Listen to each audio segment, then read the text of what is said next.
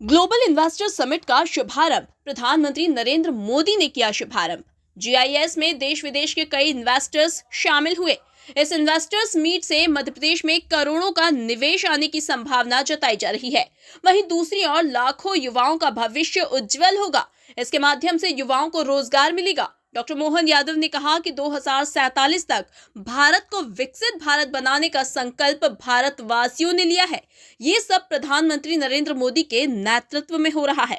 हमारा सौभाग्य विश्व में सर्वाधिक लोकप्रिय और हम सबको गौरवान्वित करने वाले यशस्वी प्रधानमंत्री माननीय श्रीमान नरेंद्र मोदी जी की उपस्थिति में मध्य प्रदेश आज इस ऐतिहासिक आयोजन का साक्षी बनने जा रहा है। ये हम सबका सौभाग्य है।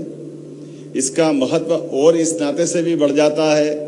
ये यशस्वी प्रधानमंत्री की उपस्थिति आज भोपाल में एक नया रिकॉर्ड भी बना रही है। आमतौर पर भोपाल शब्द को जैसे ग्लोबल या गूगल पे हम सर्च करें तो तुरंत भोपाल करते ही भोपाल गैस त्रासदी के माध्यम से एक अपनी अतीत की एक काली छाया को लेके हमेशा से अपने आप में यह कष्ट महसूस करता था। लेकिन आज माननीय यशस्वी प्रधानमंत्री की मौजूदगी के बाद अब भोपाल हमारी ग्लोबल रूप से एक अलग पहचान बनाने जा रहा है। मेरी अपनी ओर से बहुत बहुत बधाई, बहुत शुभकामना।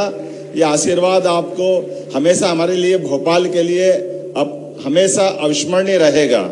इस अवसर पर जब मैं अपने प्रदेश की बात करता हूं तो वन संपदा, खनिज संपदा, जैव संपदा, जल संपदा से भरपूर मध्य प्रदेश में आपका अभिनंदन है, आपका स्वागत है। माननीय प्रधानमंत्री जी के नेतृत्व में भारत को 2047 तक विकसित भारत बनाने का संकल्प भारतवासियों ने लिया है। हमारा लक्ष्य देश को $35 ट्रिलियन की अर्थव्यवस्था बनाना है। ऐसे में विकसित भारत के इस लक्ष्य को प्राप्त करने के लिए विकसित मध्य प्रदेश समस्त प्रदेशवासियों के साथ अपना महत्वपूर्ण योगदान करने के लिए प्रतिबद्ध है। इसी अनुक्रम में हमने आगामी 5 वर्ष में राज्य की अर्थव्यवस्था को दोगुना करने का लक्ष्य निश्चित किया है, जिसको आपके आशीर्वाद से लगातार हम गतिशील हैं। 1 वर्ष पूर्व निवेश और औद्योगिक विकास की इस यात्रा को रीजनल इंडस्ट्री कॉन्क्लेव के माध्यम से बाबा महाकाल की नगरी उज्जैन से प्रारंभ किया। यह पहली बार रीजनल इंडस्ट्री कॉन्क्लेव की शुरुआत हुई, जिसके अगले क्रम में जबलपुर, ग्वालियर, सागर, रीवा, शहडोल, नर्मदापुरम जैसे संभाग केंद्र तो थे, लेकिन रीजनल इंडस्ट्री कॉन्क्लेव पहली बार जब हुई तो वास्तव में ये एक अलग प्रकार का हमारे लिए उत्साह और उमंग का वातावरण बना।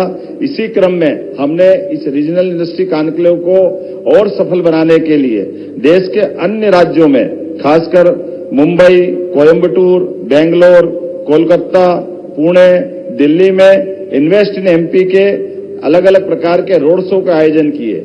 न केवल देश में बल्कि देश के बाहर भी अंतर्राष्ट्रीय स्तर पर यूके, जर्मनी और जापान में भी मध्य प्रदेश की विकास गाथा को प्रस्तुत करते हुए आपके नेतृत्व में भारत के बढ़ते कदम से विश्व के लोगों को अवगत कराने का प्रयास किया, जिसका हमको प्रतिसाद बहुत अच्छे प्रकार से मिला है। इस यात्रा में मध्य प्रदेश सरकार देश विदेश के उद्योगपतियों से लगातार सतत संवाद करते हुए उनकी आवश्यकताओं एवं भविष्य की चुनौतियों को हमने समझने का प्रयास किया और निवेश को प्रोत्साहित करने के लिए एक रोडमैप तैयार किया। इसी परिप्रेक्ष्य में हम अपनी निवेश नीतियों और निवेश फ्रेंडली इकोसिस्टम पर लगातार कार्य कर रहे हैं, जिसके आधार पर निवेश प्रोत्साहन के लिए 18 नई नीतियां लेकर हम आए हैं, जिसका लोकार्पण आज माननीय प्रधानमंत्री जी के माध्यम से मध्य प्रदेश में पहली बार होने जा रहा है। इन नीतियों से हमारा प्रयास उद्योग जगत की आवश्यकताओं को प्रदेश के विकास के मार्ग से जोड़कर बढ़ना है। हमने कई नए क्षेत्रों को भी ध्यान में रखते हुए सरल, निवेश अनुकूल और प्रासंगिक नीतियों का निर्माण किया है। नीतियों का प्रभावी क्रियान्वयन, सरलीकृत व्यापार एवं बाधारहित व्यवसाय हमारी उच्च प्राथमिकता है।